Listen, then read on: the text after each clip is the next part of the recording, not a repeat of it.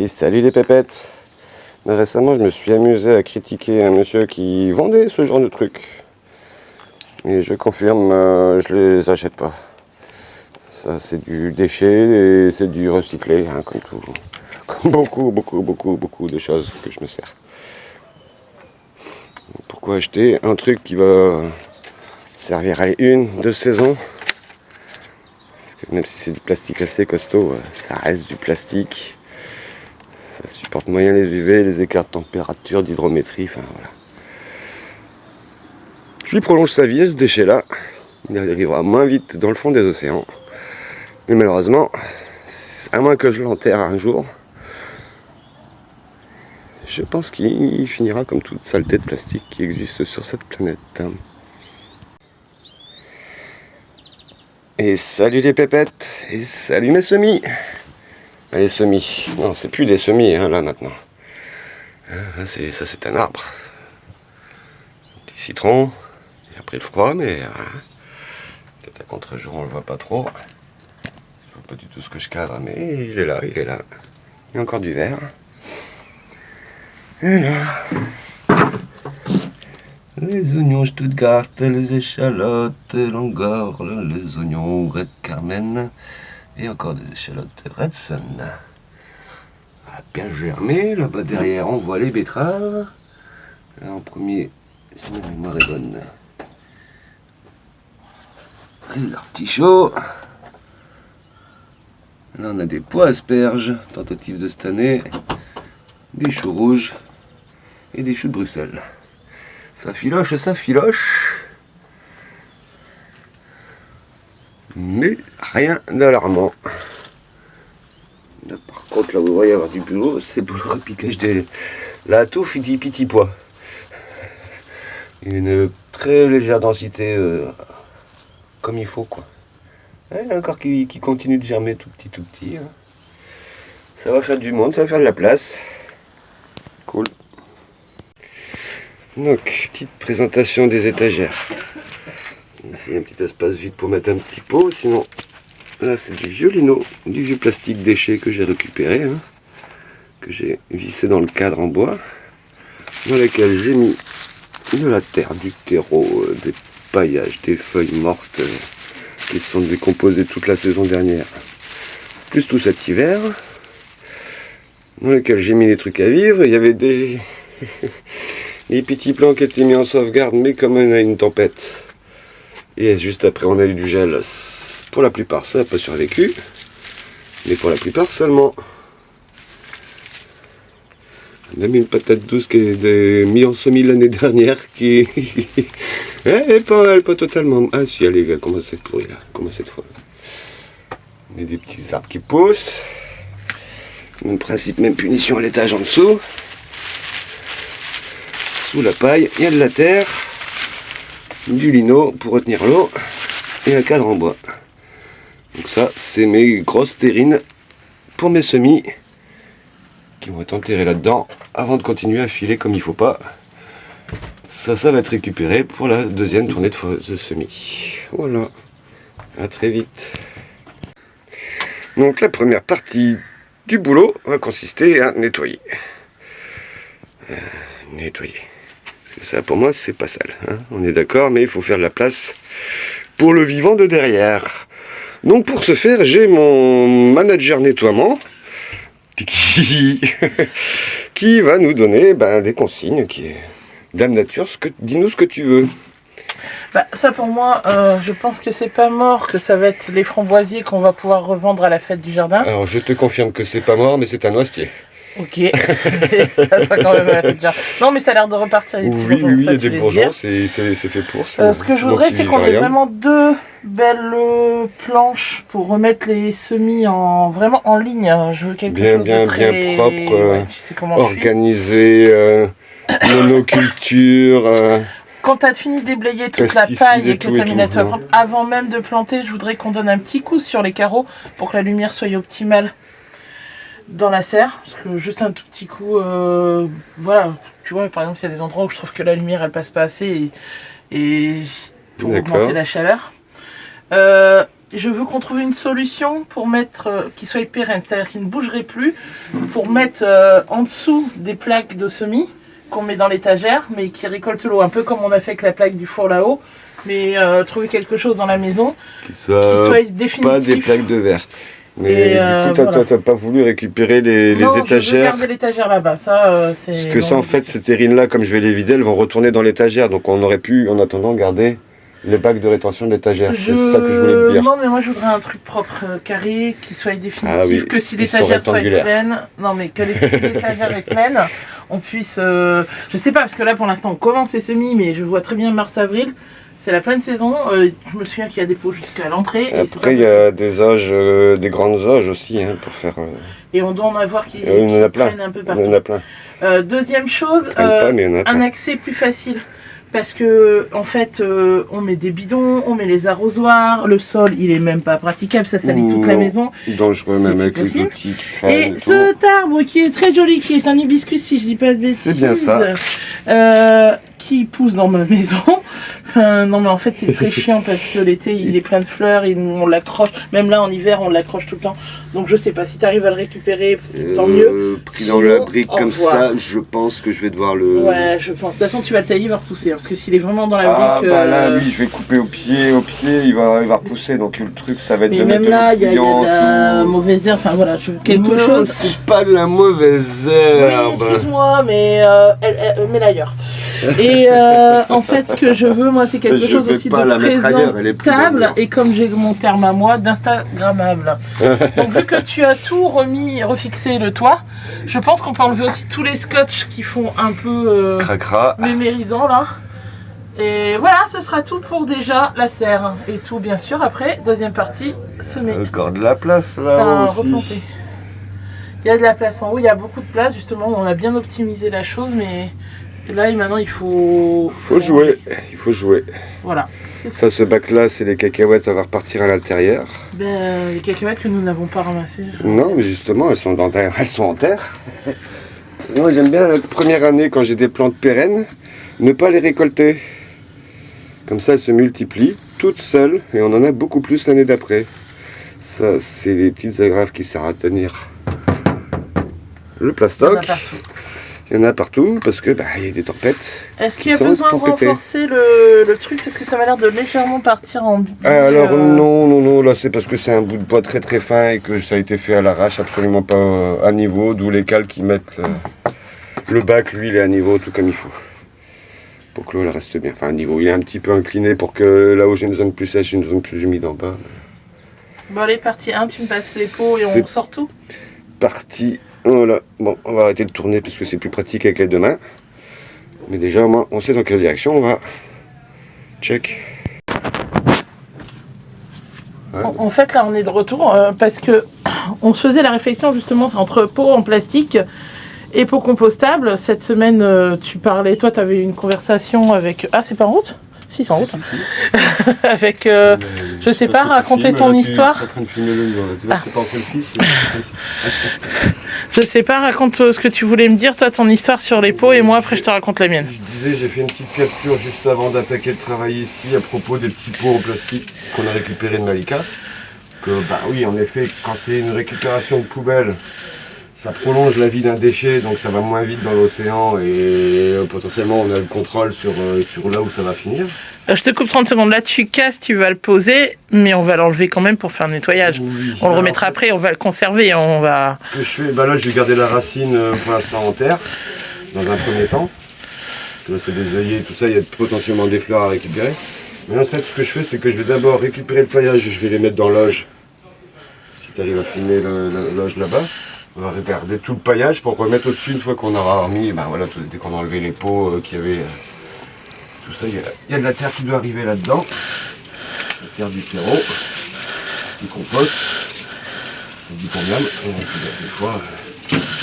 Là c'est dommage parce que en fait Max est parti travailler pendant quelques mois et pendant qu'il n'était pas là on a eu une horrible tempête chaque fois que je m'en vais il y a des tempêtes qui a enlevé tout le toit de la serre et en fait le lendemain ou sur le lendemain Il a gelé très fortement et moi j'étais débitée pour tout. On avait gardé tous les poivrons.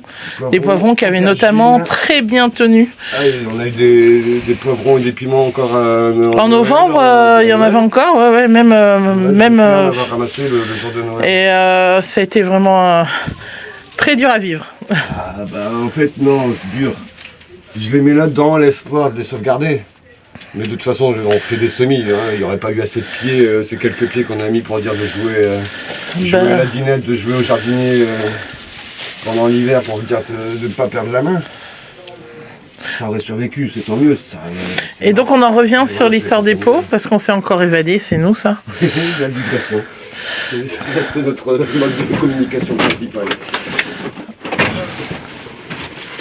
Donc oui, tu étais parti toi, tu as un collègue. Alors moi en fait, moi je suis très Instagram, Maxi, okay. Et j'ai pas mal de groupes qui sont pas forcément français, mais avec qui on discute quand même. Et la grande question c'était les pots biodégradables. Vous savez, c'est ces espèces de petits pots en chanvre ou en carton ou autre. Et en fait, je sais pas, il y a une année, c'est vrai, là, dans le tout début, on m'avait acheté ça. Et alors, ça coûte une fortune. Vraiment, les 12 pots, je sais plus le prix, Max, tu iras vérifier. Je sais plus, mais une aberration. Voilà. Et nous, 12 pots, c'est rien, quoi. C'est... Un rouleau de papier toilette ou de sopalin, ça fait le même job et c'est un déchet. Et en fait... Et donc la conclusion après le débat, parce que oui, plastique, pas plastique, qui a été lancé, c'est que entre le prix pour les pots, et nous il nous en faut beaucoup, entre l'arrosage un peu compliqué, comme je disais, on n'est pas tous experts comme Maxime de l'arrosage, ou alors j'ai une connaissance, une partie de moment et la manière dont c'est biodégradable, en fait on retrouve encore des pots la saison d'après dans le jardin, quoi. Ça n'est pas forcément la solution la plus adaptée pour nous, en tout cas, je pense, et pour pas mal des gens avec qui je discutais. Et peut-être que recycler, ça reste toujours la clé, recycler. Vous allez, tous les petits pots, quand vous allez acheter les premières plantations, enfin, nous, on réussit pas tout, donc des fois, on est obligé quand même d'aller chercher des plants. On reprend des pieds. Et ben jamais, d'une année sur l'autre, on jette les pots, on les garde. Et ensuite, c'est ce que j'expliquais, on a une jardinerie, alors il me semble que c'est au Cerf de Bavé qui nous faisait ça, qui reprend les pots, oui. qui recycle, elle, on peut leur rapporter les pots, et elle reprend, parce que, si vous avez l'occasion, les Cerfs de Bavé, ils font comme nous des grandes plantations directes en motte, et après, pour vendre aux clients, ils remettent en pot. Ah, génial. Attends, c'est des dahlias ? Je pense, hein. C'est l'air d'être des dahlias. Ça ressemble à de la yes. Là, c'est moi qui est contente. Et donc voilà, la conclusion pour nous, c'était notre solution à nous, c'était de garder les petites terrines. C'était ce que nous, on avait envisagé.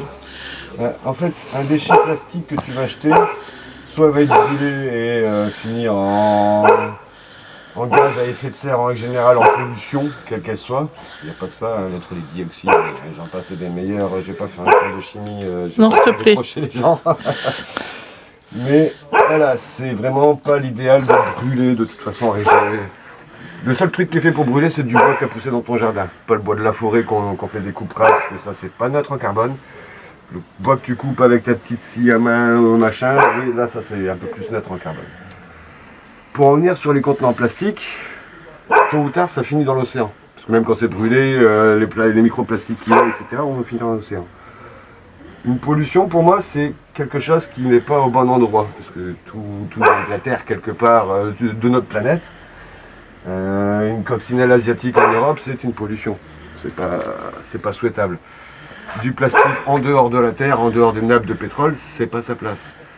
Surtout pas dans le fond des océans où on voit que on a du microplastique partout dans ce qu'on mange et dans nos corps et partout. Moi je dis c'est peut-être pas déconnant de finir ça dans la terre au final. Mais pas forcément profond, mais au moins un truc qui soit plus rincé, qu'on voit plus de particules. Précisons, on ne les plante pas dans la terre, nos petits bocaux. Je me questionne. Ouais, non. Je ne le sais pas. Attention. Je me demande, je cherche l'information depuis quelques temps.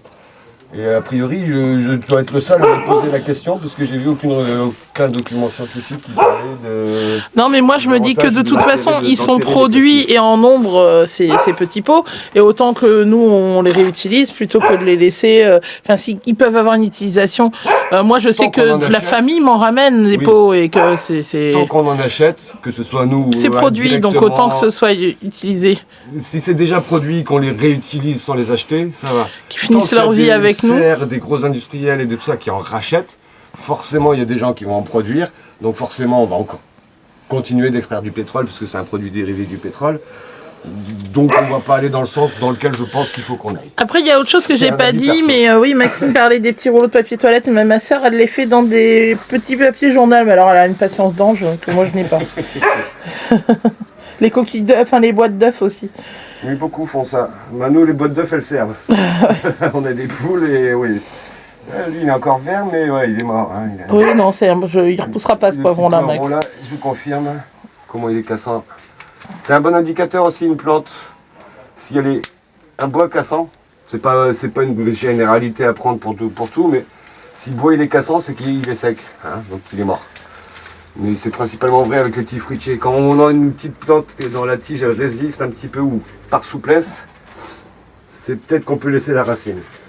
Ce tomatillo-là, par exemple, la racine, elle est déjà morte mangée.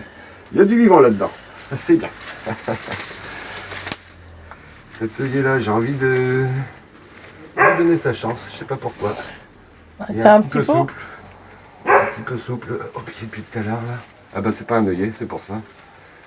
C'est pas un dahlia non plus. Hein. Alors c'est peut-être les œillets du poète qui font des... Ah, regardez, les petits œufs de vers de terre. Je sais pas si on les voit sur l'écran. Je me rapproche au Max. Oh, des petits œufs de vers de terre. Miam, miam. Ah, puis d'autres petites bestioles, hein. Mais il y a du vivant. C'est un sol vivant, il n'y a pas de mais non, regarde, c'est pas du tout la même chose, je sais pas. Pour moi, ça c'est un... Attends, Max, je vais te dire, non, ça c'est pas un œillet du poète en tout cas. Ce n'est pas un... Un dahlia. Alors, c'est censé être moi l'expert des plantes. Hein. Des fleurs, pardon. Ou le zinnia. Ou, vous savez, des espèces de petites marguerites. Non, c'est pas un flox. Oh non, je pense pas. Mais parce que... Ou alors, j'étais en train de penser, Max, un souci. Je cherche, hein, si vous pouvez... Moi, quand c'est mort, j'ai un peu plus de mal à retrouver. Enfin, j'avoue... pour moi, les fleurs à bulbes comme ça... c'est pas un œillet du poète, je pense pas. Ça, oui, c'est un pas dahlia, les mêmes. ça, mais... Ça, on voit le dahlia, c'est assez allongé. Là, c'est des bulbes assez ronds. C'est pas de la patate, ça c'est sûr. Je ne saurais pas dire. Bon, enfin bref, vu qu'il y a du bulbe et que ça n'a pas l'air trop mort... le bulbe a l'air encore vivant, donc ça va finir. Max, t'as vu là qu'il y a un petit peu de... Ah, c'est une plante, rien, j'ai rien dit. Dis-moi tout. Non, non, c'est bon. Non, c'était une petite feuille. D'accord. C'est une bestiole? Non. Non plus. Là, par contre, ça, c'est des œillets tout court. Ça, c'est des œillets très simples. Et donc, tu vois qu'il n'y a pas de... Il n'y a pas de bulbe au pied de l'œillet, ça, j'avais pas de doute là-dessus. L'œillet du poète, je connaissais moins, mais... Parce que là, du coup, ça, c'est la même plante. Ça, pour moi, c'est des dahlias. Oui. Bah, pour moi, c'est les mêmes fleurs. Je vois mal de... Attends. Mamie, hein. Ou du souci, ça, non pas du souci, du... Ah, j'en ai plein, des graines comme ça. Là, Max, franchement, tu me prends un peu... Ah, dépourvu. Ah, non, mais c'est les joies du direct. Que je réfléchisse, parce que j'en ai, mais j'ai gardé énormément. Ça, c'est du souci, Max. C'est du souci? Regarde les graines, elles sont cachées à l'intérieur du... Bah non, les soucis, ça fait non, les soucis, c'est des petites pluches. Ça fait comme des petites bananes. Qu'est-ce qu'on a récolté? Attends, mais alors c'est le cosmos. Ah, peut-être. C'est le cosmos. Et j'ai gardé... C'est bizarre, ça me fait pas ça. Attends, il faut que je me remette... Oui, bon. Bon, ça, tu viendras extraire des plantes un peu plus cette année, encore. Oui, bah maintenant, j'aurais appris sur les plantes mortes. Mais je vais vérifier dans mes trucs. Et, parce qu'après, moi, en fait, on garde toutes les graines, donc j'ai... Le plus que faire se peut. D'ailleurs, on va les garder celle-ci aussi. Je suis nulle en cadrer et filmer. Je sais pas comment tu fais. C'est une gymnastique. C'est pour ça que je t'ai demandé si tu pouvais me donner un coup de main. Parce qu'avec les deux mains, je sais. Un gars qui a un rouge comme ça. Non, ça m'énerve. Je vais chercher, Max, maintenant. Je vais être bloqué là-dessus. Quand tu arrêteras de chercher. C'est souvent comme ça que ça se passe. Et par contre, j'ai ça dans la main. Je stop 2 secondes. Tu peux. Pas forcément ma tête que je confine. Ni mes mains, c'est vraiment la terre. Le substrat, comment il est. Bien noir, bien riche en matière organique. Plus ou moins vivant. Avec ces bestioles. Tout à l'heure, j'ai vu des vers de terre. Oh, t'es content. À côte à côte. Une fois qu'on a enlevé la paille, on voit qu'il y a plus de terre que ce que le plat fait, surtout sur les parties inférieures. Donc là, je vais combler ici la partie où déjà il y avait des bacs, donc il y avait moins de terre en haut. Ça s'est composté. Il y a un gros tas de paille qui allait jusque là, il a fondu et ça a donné du terreau en plus. Qui va aller à l'étage. Est-ce qu'on va remettre un terreau au-dessus quand même pour que... Là, non, c'est bon. Je vais faire un trou, je vais mettre la plante et je vais boucher tout simplement. Mais il y a tout ce qu'il faut pour qu'elle prenne bien là dès le départ. Ah bah là c'est de la terre super enrichie, j'ai laissé les racines des vieilles plantes en dessous. Comme ça en plus de ça, ça fait une matière organique qui va garder l'humidité, qui va apporter des nutriments, qui va nourrir les bêtes, les vers de terre quand ils vont manger, ils vont faire pipi, ils vont faire caca. Ça va apporter encore des nutriments. Ben voilà, c'est... Je pense qu'il a la bonne couleur. Prends dans ta main, montre. Il y a encore un petit peu même des petites billes de terre, d'argile, des pots qu'on a récupérés et tout.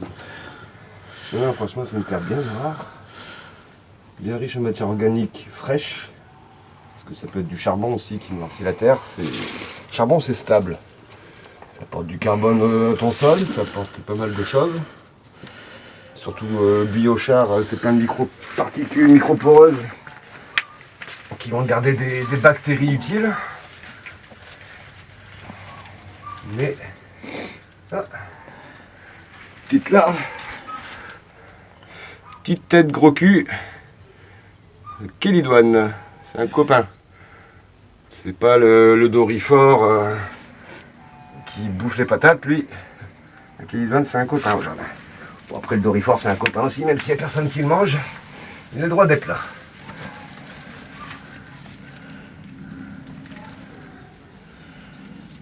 On a mis les larves qui compostent bien. Et ça fait des beaux scarabées, les Kélidoines. Les cétoines. Kélidoine, c'est autre chose, c'est une plante à verrues. Des bêtises de monsieur. Hop. Ah, on a encore du plastique. De l'époque où on avait une voiture. C'est pas bien.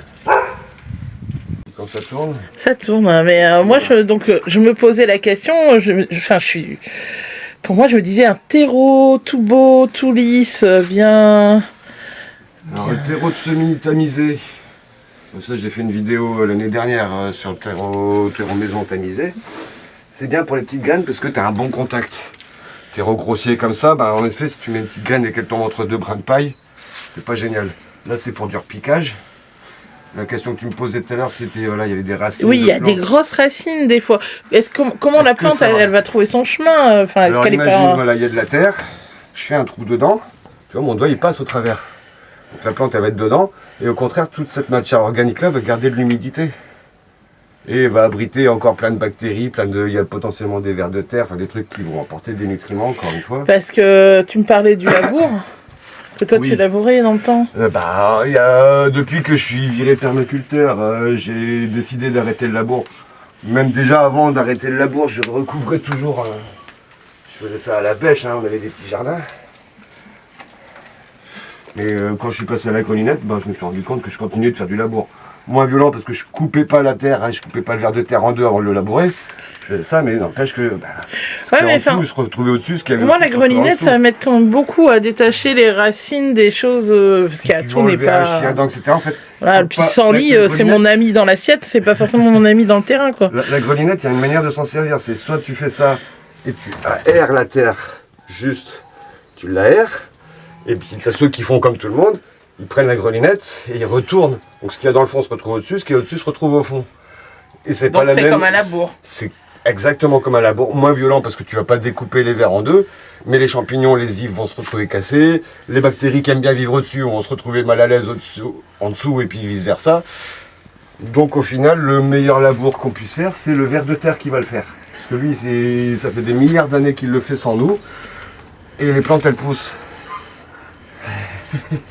Mais oui, c'est vrai que des fois, c'est bien de décompacter la terre si tu veux enlever un chien dent, qui est là où tu veux pas qu'il soit parce que tu veux faire pousser des plantes qui ont besoin de la place. Oui, il faut nettoyer, comme on dit. Même si c'était pas ça au départ, c'est le mot qu'on utilise, il paraît.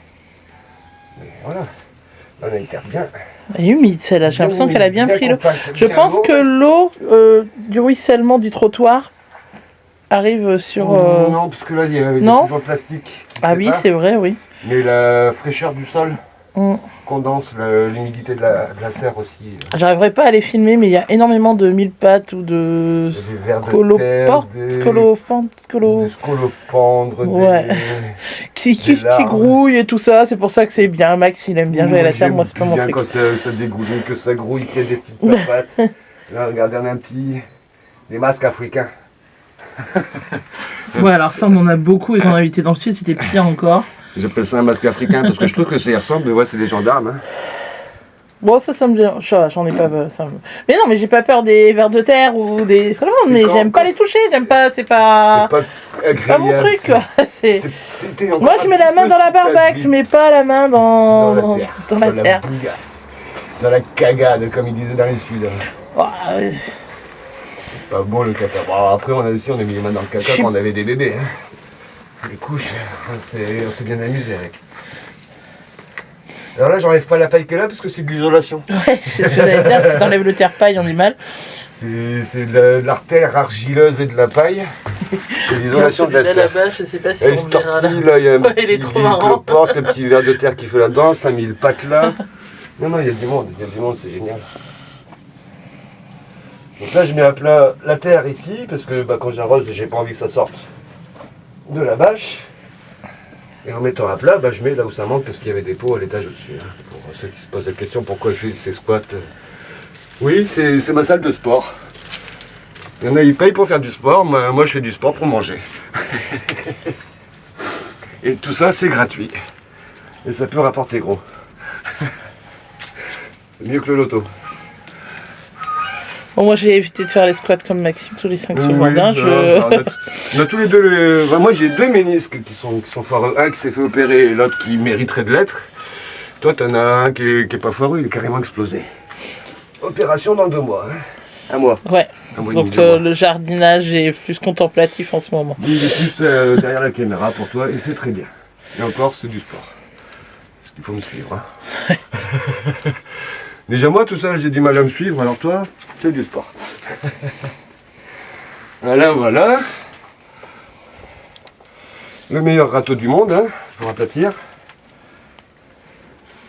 Encore une fois, selon ma philosophie, hein, j'impose aucun dogme aux gens qui me regardent. Oui, alors on est souvent pris pour des extraterrestres dans notre manière de faire et dans notre... Je suis pas un gourou. Maintenant, on apprend énormément. Tous les ans, on apprend des nouvelles techniques. Tous les ans, on en discute. Et on a des débats, même entre nous. On se casse les dents et on se casse tous les ans. On fait beaucoup d'erreurs.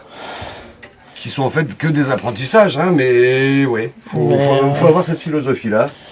Déjà, passer du sud au nord... C'était notre philosophie, notre manière de faire. On a grandi, compliqué. Nous aussi, hein, on s'est planté et on a grandi, comme tout ce qu'on met là-dedans. Alors ça bougeote un peu, hein. On peut enlever tout le plastique qu'il y a là-bas aussi, je pense. Quel plastique? En bas, il y a plein. Oui. Ça, voilà. Ça, c'est ce qu'on laisse par fainéantise après avoir fort bossé, qu'on dit on va l'enlever. C'est de la procrastination. On a un petit escargot encore. Oh. Tout beau, tout vivant. On va lui donner un peu poule celui-là. Et ouais, voilà, c'est ce que je disais. Donc là, ceux-là, on va pas les jeter, ils sont encore bien. Hein. Ceux-là, ils sont encore bien. On peut encore, heureusement. C'est un peu fatigué, mais les utiliser. Oui, mais pour ce qu'on en utilise, nous, c'est très bien. Ils sont pas fendus sur le côté, on peut garder l'eau. Et en plus, alors moi, ça c'est mon truc à moi, parce que moi je suis la reine des trucs et astuces. Et souvent, dans nos petits pots, il y a des petits messages des producteurs sur le côté. Par exemple, fleuri été par semence, une fleur naturelle. Je sais pas ce que c'était.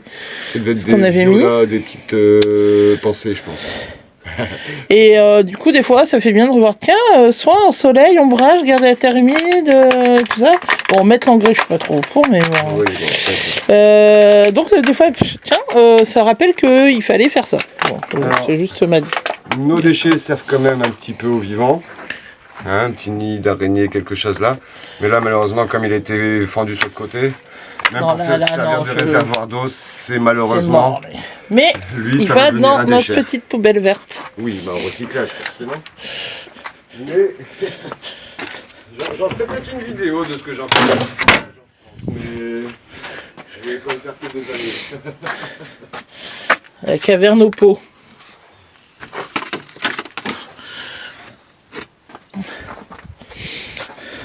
Voilà, voilà. Première étape, nettoyage, fait.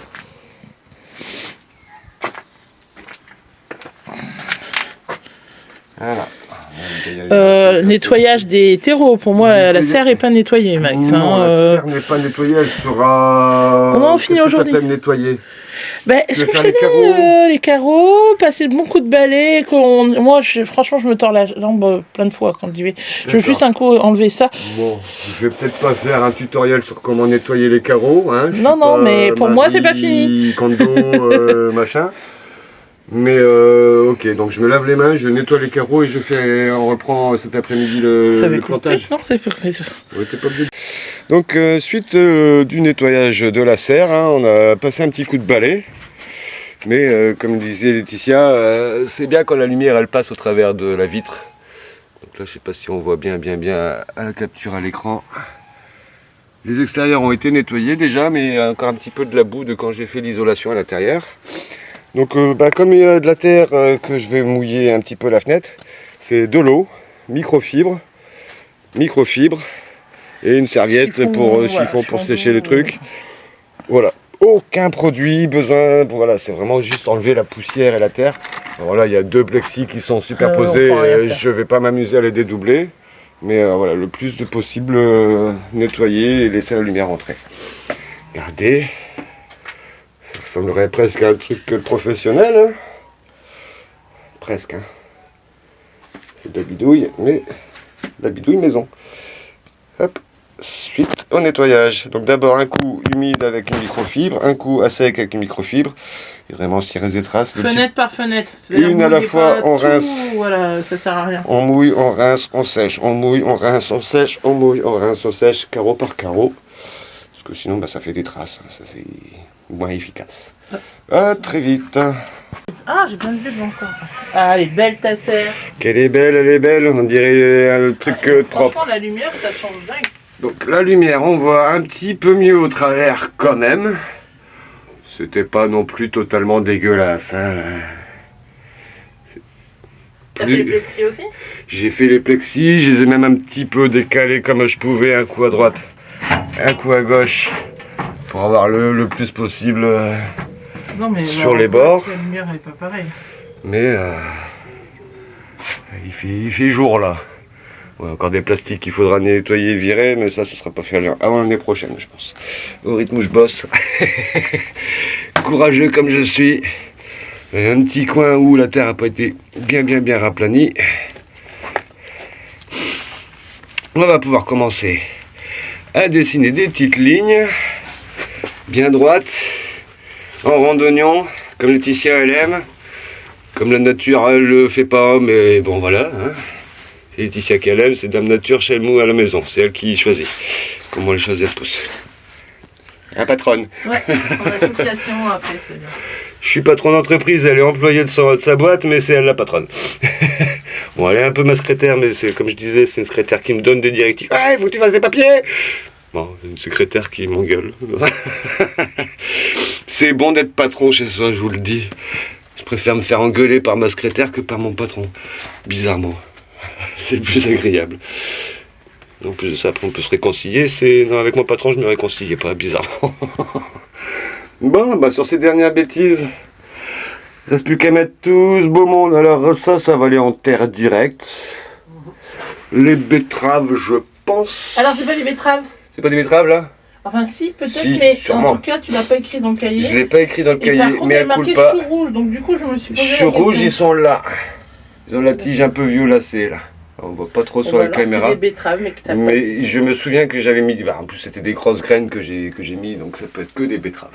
Là-bas, le bac du fond aussi, c'est le bac du papier sopalin. Celui-là, ouais, c'est sopalin, qu'on savait plus c'était quoi les graines qu'on a mis comme ça brièvement. Le sopalin est bien conducteur de tomates quelconques diverses et variées.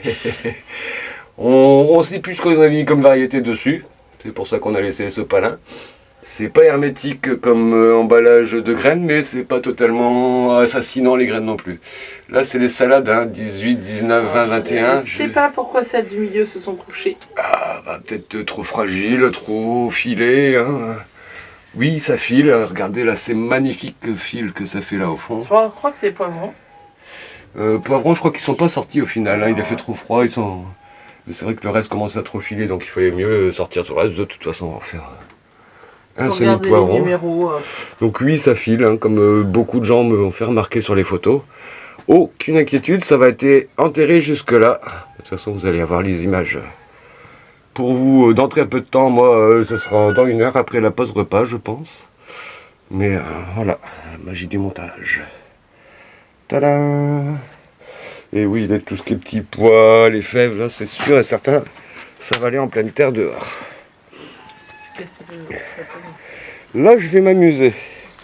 Là, il y aura peut-être une vidéo à part entière parce que il y a du déchignonnage de racines assez violent à faire. Là encore, les fèves, je pense que ça va aller. Si on fait tremper dans Toi, tu adores faire tremper pour déraciner. Moi, j'adore faire ça à sec. Je préfère la poussière que la boue. Mais c'est une question de, voilà, hein, encore une fois, de sensibilité. Les deux techniques sont valables, il n'y a pas de recette qui marche mieux qu'une autre. Les fèves, elles sont super faciles. Les fèves, je pense qu'il n'y aura pas de souci. En 30 secondes. Je les avais bien écartées, que là, ici, j'avais fait un beau tapis de terreau et un beau tapis de graines et un beau tapis de terreau. Bah, en godet, ici, ça pousse toujours. Enfin, en terrine, ça pousse toujours. C'est quand on le met dans le terrain que les oiseaux, les bestioles, elles mangent. Ils vont très bien, ils vont très bien. Mais là, ils vont commencer sur concurrence, là, à la lumière. C'est prévu cette semaine. Hein, c'est prévu aujourd'hui ou demain. À demain, oui, il y a de la visite que j'avais oubliée, donc remettre à jour le planning. À faire aujourd'hui, ce serait top. Regarde ça débourre les petits noisetiers. Hop, ma pépinière. Les petits géraniums. Ils avaient été protégés et puis la protection a foutu le camp et ils ont souffert, mais tout le monde n'est pas mort. Pas mal. Il y a encore un peu du boulot. Mais là, on va faire un petit peu récupérer. Hein. Et puis tout jeune, après une matinée de nettoyage. Tu as montré ton crocus là au soleil, c'est beau. Ah, on a quelques petites plantes magiques de la nature qui se réveillent quand même. Hein. Ça donne tout de suite un petit printemps. C'est vrai que l'année dernière, on avait fait une publication où on montrait toute la verdure qui sortait de la rocaille. Petit perce-neige. Il y a des bulbes partout. Il y a encore pas mal de choses à sortir, mais ouais, là c'est la saison des bulbes. Hein. Tout ce qui est narcisse, tulipe qui commence à sortir. J'adore ce petit tout là-bas dans la paille. Les personnages qui sortent. Ah, je crois que tu parlais de la touffe de blé là qui poussait toute seule. Ça aussi, ah oui, ça aussi. Ça va finir en BRF cette année. Absolument. Bon, sauf le truc en plastique là qu'il faudra faire gaffe forcément. Mais oui, on a nos petits crocus. Les premiers, il y a des lys, des iris dans ce petit parterre de fleurs là. Et là pour moi, c'est du safran. Hein. Il y en avait des crocus à safran, mais... C'est du safran orange, il n'est pas rouge. Mais il faudra qu'on regarde. Je pense que ça fait aussi un truc comestible, mais moins puissant quand c'est pas le safran. Je crois que les crocus, c'est le pistil, hein, que si je dis pas de bêtises. C'est le pistil. Qui est comestible et qui est surtout assez puissant en goût. Puis on a pris un lot de crocus tout mélangé, donc je ne sais pas... Je sais pas si avec le filtre de la caméra, enfin du micro du téléphone, on entendra tous les oiseaux. On est bientôt mi-février, on est le 13, si ma mémoire est bonne. C'est quand même un petit arrière-goût de printemps ici. T'as vu ma petite réparation de nichoir? gros coup, oui, je plantais. Ah, il faudra faire l'inscription là. Ouais, je pense qu'il va la changer cette année. Près de mon arbre, je vivais heureux. J'aurais jamais dû m'éloigner de mon arbre. Ah, heureusement que je suis pas chanteur, hein. Pas de carrière. Les sorties sont pas mal sorties, là. On mange là ce midi, la table a l'air propre. Franchement, on mange dehors. Hein. Ouais, faudra peut-être la nettoyer quand même un peu la table. Hein. Mais là, non, mais... Tout un hiver sans... Un truc de paresseux, de feignasse, plutôt même. Là, c'est bon, on peut dire feignasse, c'est pas paresseux. Là, les petites narcisses. La narcisse, elle va... Même une qui fait déjà une petite fleur. Ouais. Bon, on va pas tarder à avoir de l'ail des ours. Bah, c'est mars, hein, on est mi-février. Il faudrait commencer à pointer sa tête aussi. La petite forêt. J'ai un défi pour toi. Dis-moi. Trouver une potée un gros de pot. fleurs. Non, non, il faut justement que ce pot-là... Tu veux garder le pot cassé et mettre des structurants dedans. Et plantes vivaces ou autre, mais quelque chose qui résiste, parce que ça fait plusieurs étés que je sais qu'il marche pas. Et qui ne se fait pas manger par les canards et les oies quand on les libère. Oh là là, ils sont malheureux enfermés là. Il y a un petit peu d'eau bouillasseuse dans la mer, mais oui, en effet, l'abreuvoir a été renversé ce matin, on dirait. Mais ils sont tout crades enfermés dans le poulailler, les pauvres. Je vous laisserai bien sortir, mais là, c'est le moment des fleurs. Bientôt, ouf, oui. Alors, le canard des Barbaries, il est pas malade, il est pas enroué. C'est juste que c'est un canard muet de naissance.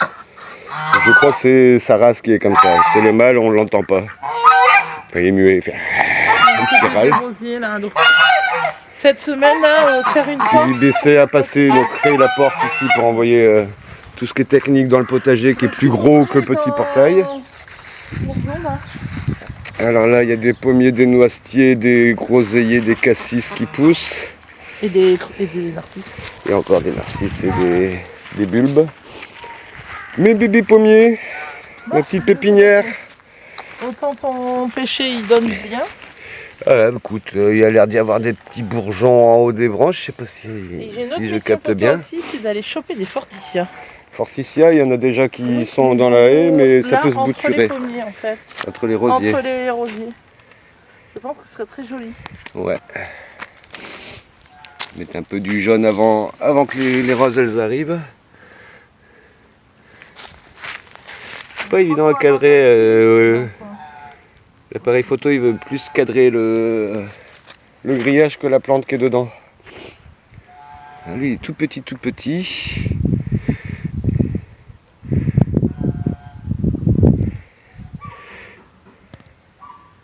Mais c'est du bois vert. Que tu coupes la tête de lui. De monsieur le laurier sauce.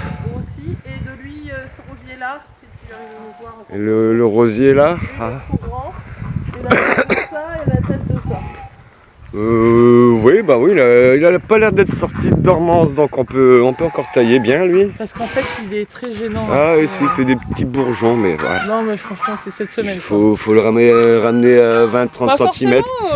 Regarde la taille d'une branche de l'année. Ouais. C'est un rosier qui est très vif, il fait des très grandes tiges, des très grandes fleurs. C'est vraiment un truc de production presque, je pense, industrielle, ça, à la base. C'est un rosier que tu as récupéré de chez Vanessa? C'est celui de chez Vanessa, celui-là, ou celui de Marly? De chez Vanessa. Je ne sais plus. Chez Marly, ils sont par là-bas, mais il me semble que là aussi, c'est de Marly et c'est de là aussi. De là, c'est Marly. Et celui-là, c'est ton petit rosier que tu avais acheté au marché.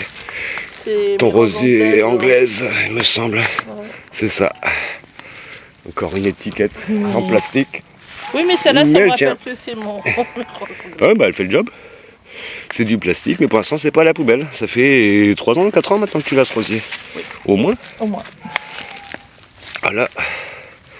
Là, on a de la belle feuille. À mon avis, on doit avoir de la belle racine. J'ai oublié son nom. La benoîte. La benoîte qui fait bien le job si tu n'as plus de clous de girofle. En fait, là, que je voudrais, parce que si tu regardes bien là, les sommets de ces deux arbres-là, en fait, après, ça fait de l'ombre l'hiver, parce que tu vois, le soleil il donne bien. Oui, et il m'a gêné cet été. Les branches elles sont pratiques pour tenir la ronce, mais au-dessus... On le laisse, mais juste au-dessus, Au-dessus, on peut couper, il n'y a pas de souci, faire une trogne. toute façon, là, c'est pareil, je vais trogner tout ça, là, qui fait de l'ombre. En plus, tous les ans, ils repartent. Bah, regarde, là, t'as vu celui-là, il était trogné pas l'année dernière, il y a 2 ans. C'est pareil, il a pris 3 mètres de haut. En plus, celui-là ne sert pas à grand chose. Parce que justement, il faut garder un peu cet ensoleillement qui a fait qu'il y a 2-3 ans. Il ne sert pas à grand chose, il sert à faire du bois. Ouais. Qui part en BRF, qui part en tuteur, voilà, c'est réutilisé. Ça, c'est mon régulateur de rongeur préféré. Bon, malheureusement, il régule aussi un petit peu ce qu'il vole. Très bon chasseur, le monsieur Slash. Passe sa vie à chasser. Même quand il boite, il n'est pas content. Il n'aime pas qu'on le filme, il n'aime pas qu'on prenne des photos, il n'aime pas qu'on parle de lui. Bébé sèche. Et c'est quoi cette feuille en bas du framboisier là? Ça ressemble à un arôme, je dirais. Aussi, t'as vu, il y a une feuille qu'on appelle. Un arôme ou une tulipe peut-être. Ouais, c'est peut-être bien une tulipe. Alors, il y a quelques années. Il y a quelques bulbes. Regarde là, il y a un bébé. Un bébé framboisier. Non, je pense pas que ce soit un muguet. Non, franchement, au toucher, c'est une tulipe. C'est un petit peu. Mais là, t'as taillé ou pas? Non, pas non plus. J'ai fait un petit nettoyage là, surtout autour du cassis pour qu'il puisse s'exprimer cette année. J'avais fait une taille violente l'année dernière. Donc lui, il va produire pas mal cette année, je pense.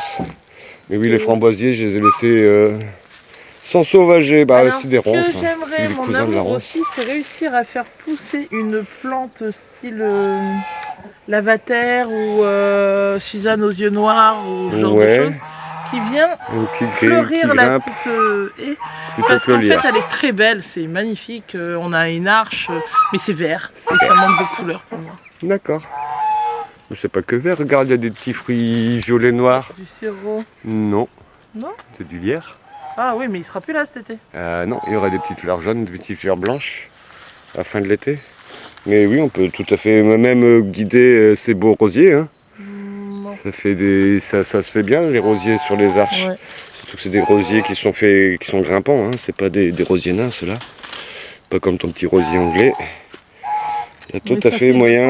On essaie de diriger, il aime bien aller par là. Je crois que la lumière elle va là, que là il y a un peu trop d'ombre de ce côté. Donc, et beaucoup de ronces aussi qui. Il faut me poser la question si je peux pas le faire partir d'un pot de là. Comme ça, elle partirait. Parce que l'année dernière, on l'a planté. On l'avait planté, mais c'était trop au pied. Ouais. Et ça n'avait pas de lumière, même pas le soir, parce qu'en fait, c'est vraiment trop enterré. Que je mets derrière les. Sur le petit muret, ouais. Et que ça part comme ça et comme ça, peut-être. Peut-être. Il faut choisir la bonne plante. Moi, je pensais que la Suzanne aux yeux noirs était. Oui, mais je pense qu'on. Déjà, on l'avait mis tard en terre. Ouais. Ça, on l'avait noté et il faudra. Voilà, c'est des graines qu'on a reçues assez tardivement. Tu n'as pas été voir le massacre de ta serre? Je n'ai pas encore été voir le massacre de la serre. Ce sera l'objet d'un autre reportage. Allez, un bon appétit. Pour vous, à tout de suite. Pour nous, à dans 1 heure.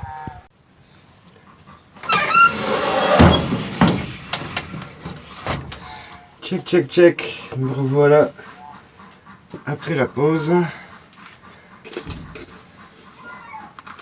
Alors, comme vous pouvez le voir, je prends un plateau. Donc là, c'est pas les étagères. Madame, elle n'a pas voulu les enlever, les petits packs qu'il y avait sur l'étagère qui sont amovibles. Pour une raison qui m'est encore obscure, elle me l'a expliqué, mais je ne l'ai pas compris. C'est pas bien grave. Donc le but du jeu, ça va être de reprendre.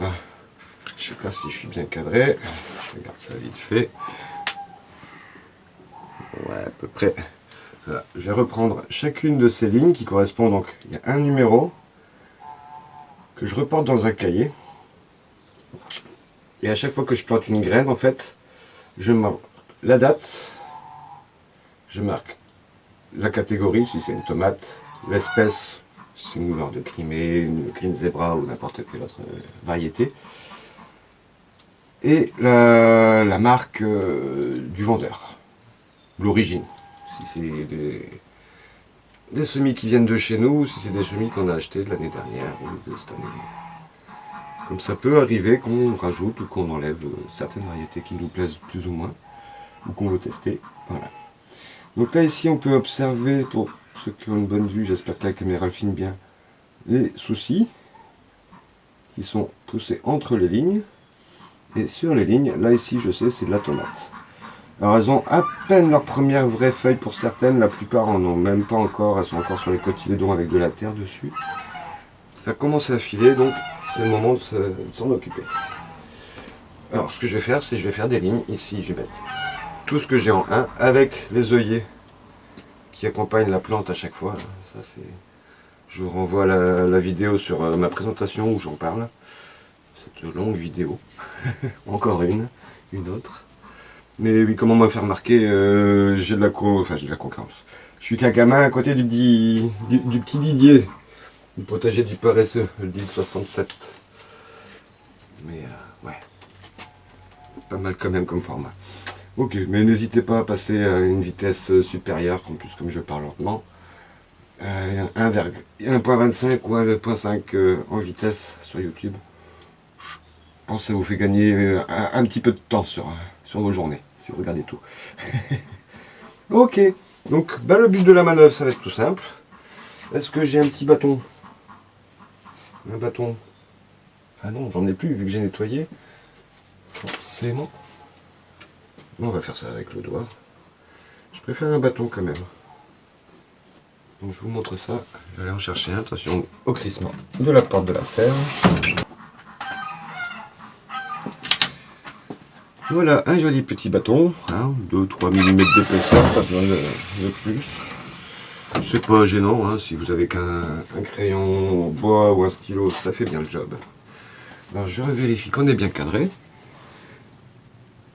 Je sais pas si on va voir tout ce que je vais faire. Je vais commencer par le haut, je vois que c'est pas mal. Donc là je vais déjà préparer. J'ai 1, 2, 3, 4, 5, 6 plants d'œillets d'Inde qui ont poussé. C'est simple, je fais 1, 2, 3, 4, 5. J'étais un petit peu gêné. Un peu gentil sur la terre, il en manque un peu, je vais reprendre en dessous, j'en ai trop encore.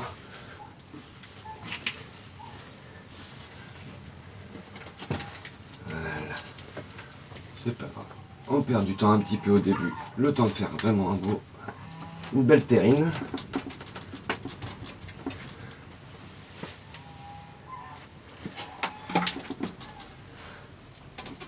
Et on recommence l'opération. 1, 2, 3, 4, 5. Moi que j'en ai pas remis beaucoup plus. 6. On prend notre petit bâton qu'on va plonger au pied, mais pas directement. Vous voyez, un petit centimètre autour. On va soulever la motte de terre. Vraiment chercher au fond, tout au fond de la terrine. On le glisse en dessous. Et en soulevant, on essaie de garder la terre le plus possible collée aux racines. Je ne sais pas si on va bien le voir. Un petit bout de racine qui dépasse. On met ça dans le premier trou. Et avec le doigt, on enfonce.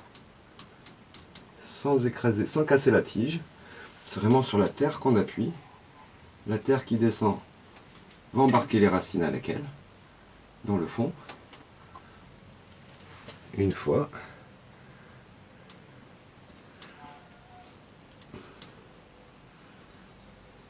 Deux fois, tout en délicatesse.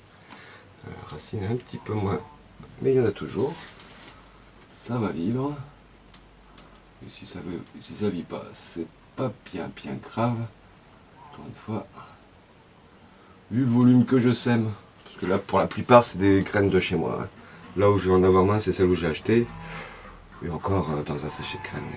Ils sont souvent assez généreux quand même. Faut pas trop se plaindre. La nature est abondante. Après voilà, il ne faut pas forcément faire comme c'est conseillé sur les sachets de graines.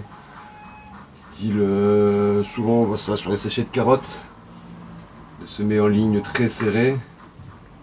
Et de devoir ensuite démarier dans un second temps.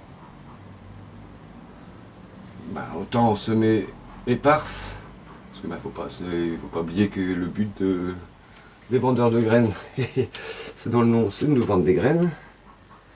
Donc plus on en gaspille, plus ils en vendent et plus et mieux ils se portent. Ils ont le droit de manger ces gens-là, pas de souci. Mais mes sous, comme j'essaie de vivre avec le moins possible, ben le peu que j'en ai besoin un peu plus important. De manière... Voilà, je ne vais pas la gaspiller, quoi. Encore une fois, un petit peu de la radinerie, peut-être. Je l'assume. Mais je préfère semer clair. Mais avoir des graines pour faire des semis plusieurs fois. Pour avoir mangé tout au long de l'année. Bon, là, pour ce qui est des tomates, poivrons, aubergines, c'est pas pour avoir à manger plus longtemps dans l'année, c'est vraiment pour rassurer, comme je le dis souvent, pour pas mettre tous mes œufs dans le même panier, quoi. Là, ces premiers semis, ils ont filé un petit peu. Comme je vous dis, là, ça va être mis en terre assez profond, donc cette partie de tige qui a filé, qui pourrait être cassante et handicapante pour la plante, va devenir de la racine. Donc ça va au contraire, par rapport à une plante qui n'aura pas filé, ça va faire une surface d'absorption d'eau plus grande. Donc la plante va pouvoir très très vite avoir besoin d'eau, etc. Elle va plus vite profiter. Et du coup, un stress hydrique, paf, un petit coup d'eau, elle en profite un bon coup, et là elle va faire une bonne croissance, un pied bien trapu. Ou pas. Là, pendant l'opération, quand ça file, c'est là que ça peut casser, que je peux écraser la tige et empêcher la sève de remonter. C'est possible. Aussi. Voilà. Donc là, j'ai fait ma petite première rangée d'œillets. Je mets mon petit chiffre 1 pour préparer ma rangée de tomates, qui elles sont un peu plus nombreuses. Donc, ce que je vais faire, c'est que je vais d'abord les sortir. Donc celle-là, je suis pas sûr que ce soit une tomate, donc je la prends pas. Ça ressemble plus à une adventice. La même méthode pour sortir le plant. Voilà, on y va tout en délicatesse, faut pas pincer. Et je vais les positionner couchés à la perpendiculaire de ma ligne, toutes les tiges. Je sais pas si on voit le fond là-bas. Regardez ça tout de suite. Ouais. On avisera. Pour les dispatcher de manière à peu près qu'elle soit pas trop serrée ni trop éloignée, que ce soit homogène sur la ligne. C'est pas bien grave, ça va repartir en avril, donc je disais, dans la terre, fin mars, avril. Parce que si on n'a pas de gelée tardive, elles auront commencé à profiter du plein air. Elles se seront stressées à des températures un peu plus froides que des bébés en pouponnière dans la serre du deuxième semis que je vais faire après ça. Je pense pas que je vais filmer le deuxième fournée de semis ou faire des photos. Il y aura peut-être un reportage photo pour montrer la différence. Justement que les pieds vont moins filer parce que on a plus d'heures d'ensoleillement déjà, enfin plus de minutes d'ensoleillement quotidienne. Donc là je serai présent aussi. Il faut pas que j'oublie de préciser que si je m'en occupe si tardivement, c'est que là pendant 2 semaines je me suis absenté de ma maison. Et que Laetitia, comme elle l'a dit tout à l'heure, sa spécialité c'est les fleurs. Que les petits légumes, tout ça, elle a peur de faire des dégâts. Voilà, je suis à moitié de la terrine, en espaçant un petit peu quand même, pour que ce ne soit pas l'un sur l'autre. J'arrive déjà presque au bout. Donc je sais que ma rangée 1, je vais la dispatcher, la séparer en 2 rangées. C'est uniquement pour ça que je ne les ai pas plantées d'avant. Comme ça, je sais combien j'ai de pieds à peu près, combien de centimètres je peux mettre pour que ce soit assez homogène, que tout le monde profite pareillement du soleil. Et là, je vais les mettre en quinconce. Ça fait des triangles au niveau de la base de la motte du pied, qui va être enterré plus profond. Pareillement. Je sais pas si j'arriverai à faire le focus. Là, j'ai emprunté un pied à mon fils aîné qui est dans le métier. Je sais pas si... Et du coup il est un petit peu surélevé. Voilà, là je suis cadré. Je sais pas si on arrive à voir bien tous les petits cils, les poils qu'il y a sur le fil. Si on arrive à voir les premières vraies feuilles qui sortent au milieu des cotylédons. Parce que l'appareil photo est un petit peu haut et j'ai un bon gros reflet du soleil dessus. J'espère que j'ai réussi à vous le montrer, au moins vous savez que ça existe, hein. J'en ai parlé. Je vous laisse vérifier aussi. Là, il faut faire sa recherche soi-même, hein, vérifier toujours, parce que je suis pas à l'abri de dire des bêtises. Je suis pas du genre menteur, mais je suis du genre pas forcément attentif aux détails. Ah.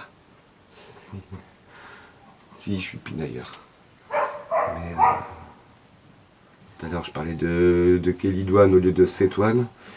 Hein, c'est des mots qui se mélangent, encore une fois, c'est des étiquettes. Dans ma tête, il y en a, c'est une plante et l'autre, c'est un animal, hein, un insecte. Et en l'occurrence, c'était une larve de Cétoine.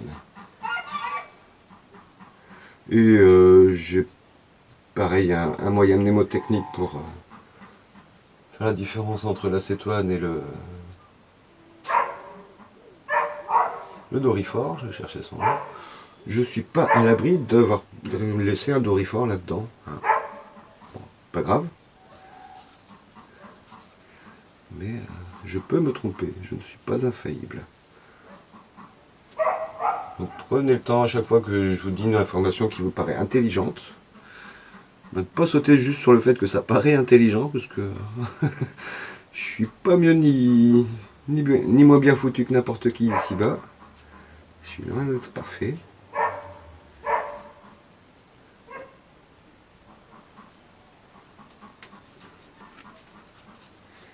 Voilà.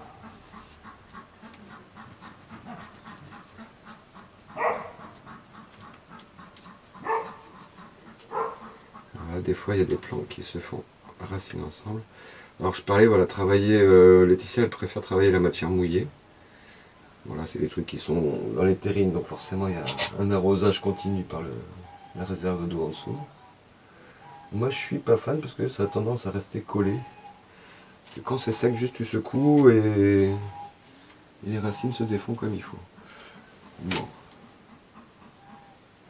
1, 2, 3, 4, 5, 6, 7, 8, 9, 10, 11, 12, 13, 14, 15, 16, 17, 18, 19, 20, 21 pieds. Je pourrais faire 3 fois 7. 1, 2, 3, 4, 5, 6, 7. Hop, un peu plus de place.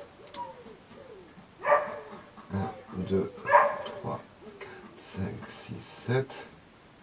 Hop, et hop. Un peu plus de place. 1, 2, 3.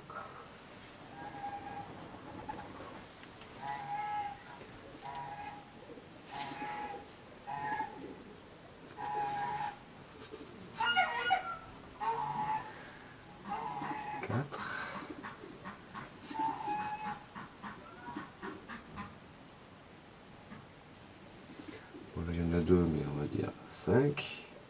C'est pas bien grave.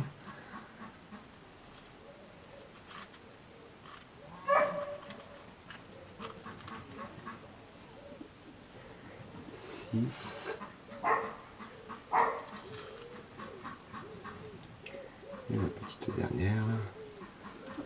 Voilà 7 et 21 pieds de tomates. Et maintenant, alors, petite gymnastique parce que j'ai une étagère dans le dos. Je suis pas bien été, heureusement. C'est aussi pour ça que Laetitia, elle aime pas trop ça. C'est qu'elle est un petit peu claustrophobe. Là, je vais y aller avec le doigt, faire un bon gros trou, bien profond.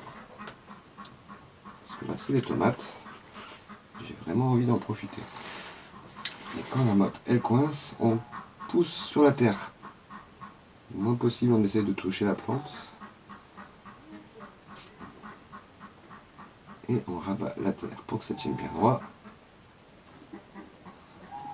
Hop. Un peu de paille en dessous. Et quand vous voyez, je pousse la terre là à côté, ben, petit à petit, ça va revenir sur les plants d'à côté. Ça va déjà leur mettre un peu de terre jusqu'au cotylédon. là j'ai mis le téléphone sur pied. Je vois pas très bien ce que je fais. C'est vraiment la motte de terre que je pousse dans le fond. Petit à petit.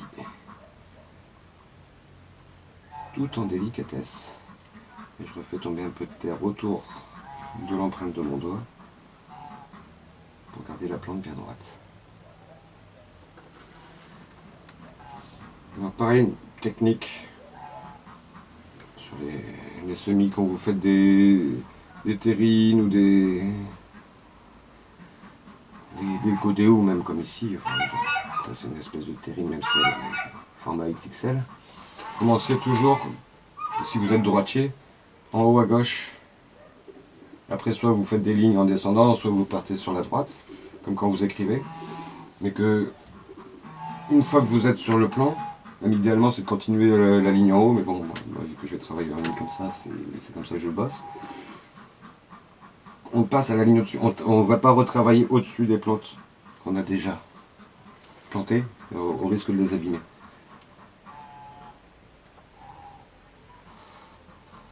Le but du jeu étant bien entendu d'avoir une production à la fin de l'année le plus possible. Toujours un légume qu'on rate. Ça dépend en fait de la météo, je pense principalement. Il y a des années c'est plus des fruits rouges qu'on réussit, d'autres c'est plus des racines, des plantes d'eau, des plantes de soleil. Il y a toujours une plante qu'on réussit fort et une plante qu'on réussit mal. Tous les ans. Donc on n'est pas à l'abri de devoir acheter des légumes, quand même, ou d'échanger avec le voisin, enfin voilà, d'importer des légumes qui ne sont pas les nôtres. Ça nous arrive. Mais moins ça nous arrive, mieux on se porte. Donc voilà, on met le maximum de chances de son côté. Ce qui veut encore une fois pas dire la réussite garantie. Mais pour l'instant, j'arrive à manger tous les ans. En faisant quelques petites emplettes, voilà, je fais pas encore pousser de bananes. Je vois qu'il y en a qui, sur mes abonnements YouTube, ils parviennent très bien.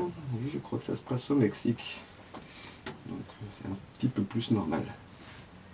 D'ailleurs, coucou la planète. Je vais dire coucou le Mexique, mais non, coucou toute la planète. Tous les copains qui sont à droite à gauche. Canada, Mexique, Afrique. Afrique du Nord, Afrique noire, on va dire. C'est une ancienne expression, désolé. Il n'y a pas de préjugés sur la couleur. C'est une expression que je connais. Un petit peu en Australie aussi, quelques copains là-bas. Pour l'occasion. À ce que je sache, c'est pas des jardiniers, c'est juste des copains qui sont partis vivre là-bas. Mais je crois savoir qu'ils me regardent. Donc ça fait plaisir.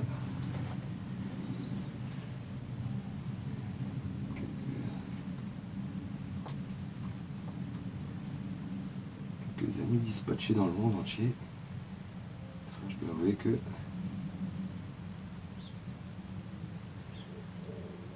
pour ça, les réseaux sociaux, ils ont du bon. On peut critiquer les GAFAM autant qu'on veut. Comme tout le reste, il y a du bon, il y a du mauvais. C'est une question de choix, question d'utilité. Un marteau aussi est un outil plutôt pratique. Un marteau en soi, ce n'est pas une bonne ou une mauvaise chose. Si on se décide de se servir du marteau pour enfoncer un clou, ça va. Une vis, ça fait le job, mais c'est pas prévu pour. Si c'est pour enfoncer des leçons dans la tête de son enfant, là c'est carrément pas une bonne utilisation. Mais le marteau en lui-même, il n'est pas un mauvais ou un bon outil. Là c'est pareil pour tout. La télé, les ordis, les écrans en tout genre. Je pense que tout dépend de l'utilisation de ce qu'on fait. Après, pareil, je fais pousser des tomates, des solanacées en règle générale. Ça s'appelle comme ça, les solanacées, parce que pour produisent une molécule qui s'appelle la solanine. C'est un poison. Le tabac aussi, hein, ça fait partie de la solanacée. C'est la même famille. Voilà, manger les fruits. Des plantes comestibles, mais tout n'est pas forcément comestible dans toute la plante, dans toutes les plantes. Des fois oui, la capucine par exemple, ou capucine tubéreuse, je crois même qu'on peut manger les tubercules ou les racines. 7, on est bon. Mais pour ce qui est des solanacées, oui, c'est que le fruit qui est mangeable. Peut-être les fleurs, logiquement ça devrait pouvoir le faire. Mais je vois pas l'intérêt gustatif. Et je dis bien peut-être, hein, c'est pas garanti du tout. Encore une fois, je balance des idées, à vous d'aller consulter si vous êtes curieux. Moi-même, je me pose la question, alors en règle générale, avant d'être sur YouTube, je me posais les questions et je vérifiais une fois sur 10. Mais j'ai remarqué que depuis que je fais des enregistrements vidéo, ça m'apporte ça aussi. C'est que comme je fais le montage, je m'entends. J'entends les bêtises que je dis. Une bêtise ou pas d'ailleurs. Hein. Et comme je les entends, ça me rappelle que je me suis posé la question. Et du coup, je me prends le temps de vérifier vu que je suis déjà sur l'ordinateur au moment où je le fais. Je procrastine moins sur la recherche d'informations. Ça m'apporte ça de faire des vidéos YouTube.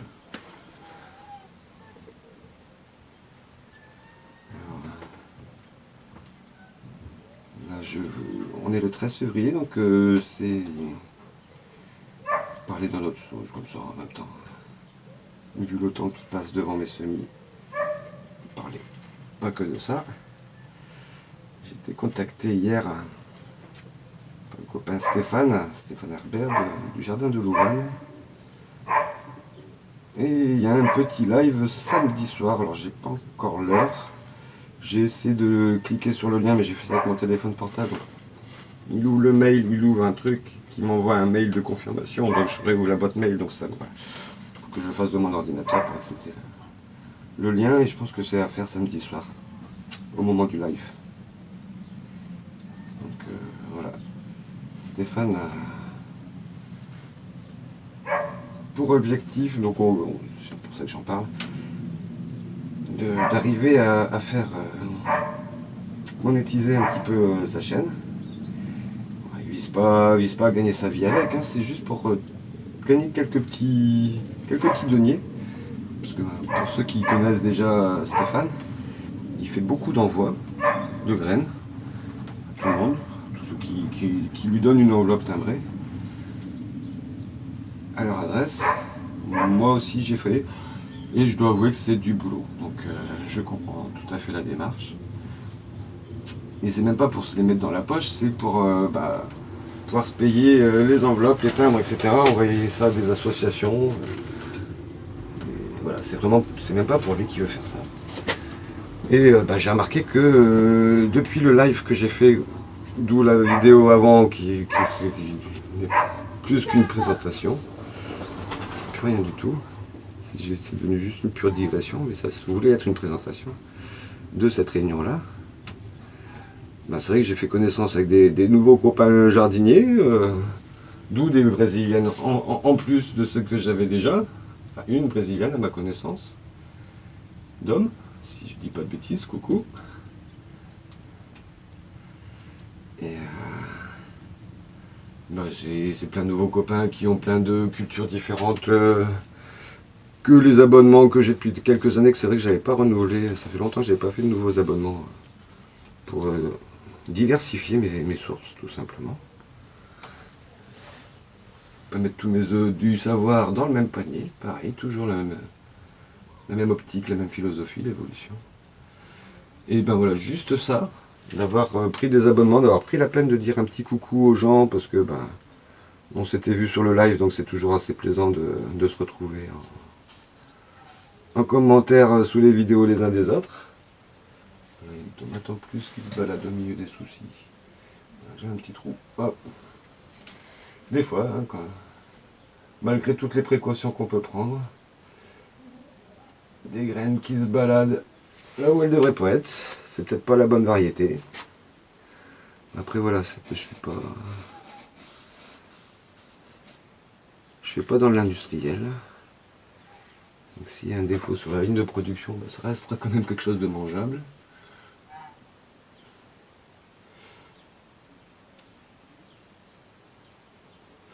Et donc je disais, ces numéros-là, là je vais refaire une deuxième tournée, je garde les étiquettes plantées là-bas.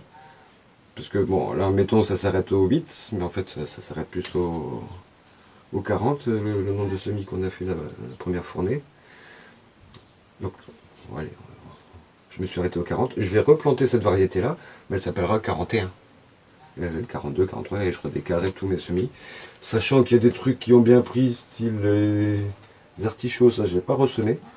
Mais par contre j'ai des choux. Là ici j'ai des choux rouges, j'ai des choux de Bruxelles qui sont poussés. Mais j'ai pas les choux de Milan, les choux Cabu. Donc ben, voilà, il y a des trucs qui vont pas être semés, mais il y a d'autres plantes qui vont être semées, qui vont prendre la place. Qui eux vont assez rapidement arriver dans la serre froide. Enfin, dans la serre, dans l'étagère là derrière moi.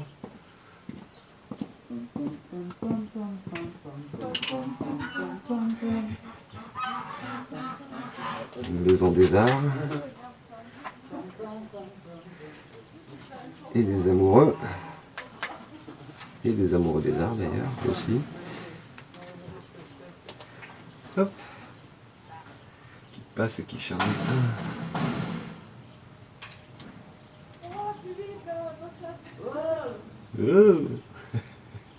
C'est des jeunes qui disaient « Viens te pourrir tes rushs vidéo ». Mais bah m'en fous, vous serez sur YouTube que vous le voyez ou pas les jeunes. Enfin, ça dépend, si la séance elle a aucun intérêt. Je couperai peut-être, mais c'est pas mon genre. Je sais pas si vous avez remarqué, j'ai tendance à tout laisser ce que je filme. Je coupe les allumages et les extinctions de téléphone. Je prends en général 2 secondes entre le moment où j'appuie sur enregistrer et le moment où je commence à parler.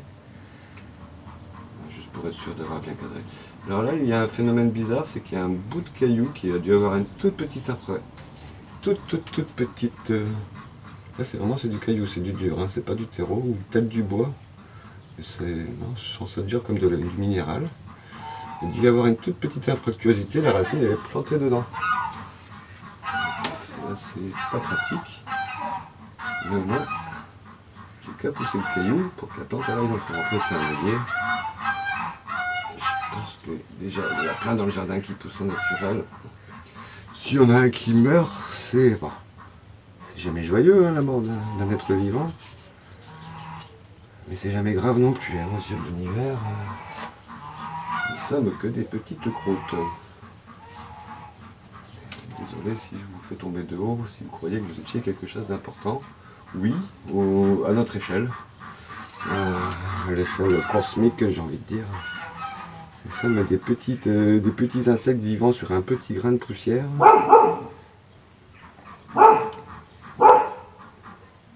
Et nous ne sommes pas plus importants que cette petite plantule. Ni moins. Nous sommes juste des êtres vivants sur ce même petit grain de poussière qu'on appelle la Terre. Ce petit bout d'espace de rien du tout qui s'appelle la galaxie de la Voie lactée. Que nous avons appelé la galaxie de la Voie lactée. Ce qui est d'ailleurs un petit peu un pléonasme. Hein. Galaxie. En fait, au début, la seule galaxie qu'on connaissait, qu'on croyait que c'était tout l'univers, c'était la Voie lactée. Cette bande blanche dans le ciel de nuit quand on n'habite pas trop en ville ou que c'est sur un corridor noir que les villes ont pensé à éteindre les lumières et diminuer leur pollution lumineuse. On peut voir cette bande blanche dans le ciel qui s'est lactée, une bande blanche, un chemin de lait dans le ciel. Et quand on s'est rendu compte qu'il y avait d'autres voies lactées, on va dire, que la nôtre, on s'est dit ouais mais bon, voie lactée on l'a déjà donné, donc comme on peut appeler ces autres voies lactées, on les appelait galaxies. Voilà, un peu d'étymologie, d'histoire des sciences. Tiens. d'étalage de confiture, de culture. Culture, c'est comme la confiture, moins on en a, plus on l'étale. Ou alors c'est qu'on est devenu vieux et qu'on a du temps, qu'on a pris sa retraite et qu'on est dans le partage, tout simplement. Le but étant pas de passer pour plus intelligent que je ne suis, c'est juste des informations que j'ai acquis, acquéri, ça c'est du bon français aussi.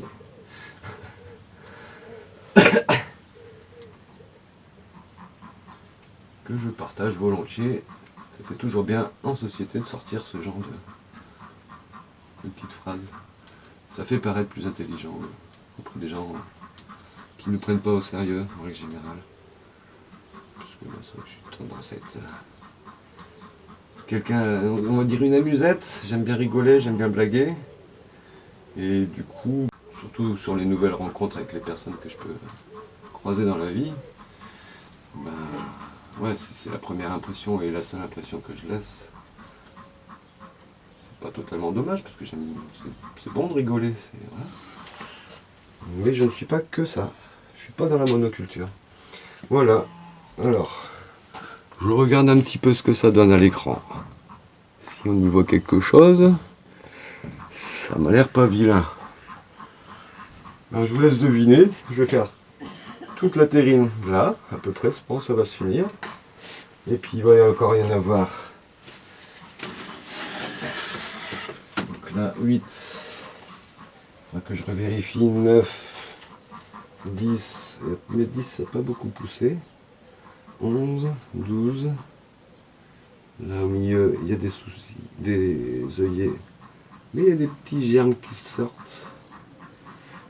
Là, ça ressemble à des petits grains noirs. Je me demande si c'est pas du nigel. 9. Là, sur cette première rangée.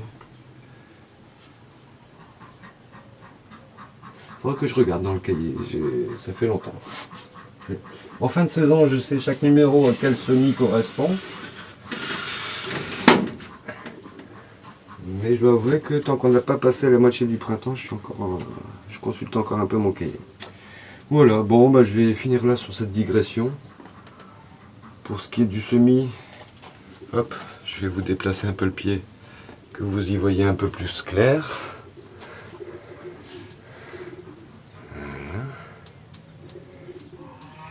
Alors on est déjà beaucoup moins filé que ce qu'on avait à l'origine. Mais je vous rassure, si vous regardez bien, je ne sais pas si la vidéo elle le rend bien compte, on est plus bas que le niveau du bord, donc il va encore y avoir de la terre. Là je vais tamiser un petit peu de mon compost, de mon terreau par-dessus, histoire de vraiment avoir des pieds bien trapus. Là c'est déjà un compost, hein, j'ai envie de dire, c'est même pas un terreau en dessous. Hein. C'est déjà presque un compost bien digéré, mais quand même.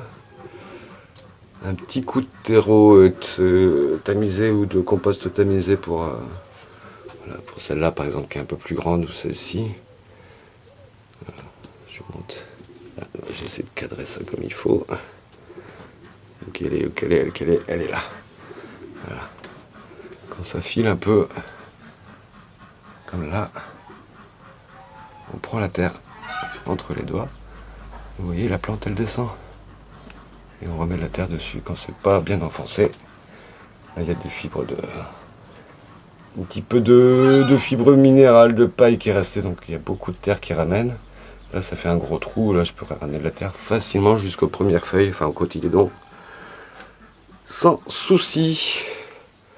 Voilà, bon bah je pense que cette vidéo est déjà assez longue et malheureusement beaucoup de gens aimant les choses qui vont vite n'auront pas été jusque là. Donc pour ceux qui ont pris la peine de bien vouloir écouter mes élucubrations et regarder mes doigts bien sales, là ça c'est mon outil principal de travail. Hein. Il y a encore un petit peu des plantoirs, des trucs comme ça. Il y a ça et puis ça hein, comme outil de travail. Ça c'est indispensable. Si vous n'avez pas ça, vous ne pouvez pas jardiner. Voilà. Sur ce, bah, je vous fais des gros bisous. Comme à l'accoutumée, je vous dis attention à ce que vous vous mettez dans la tête. respectez-vous et à tantôt.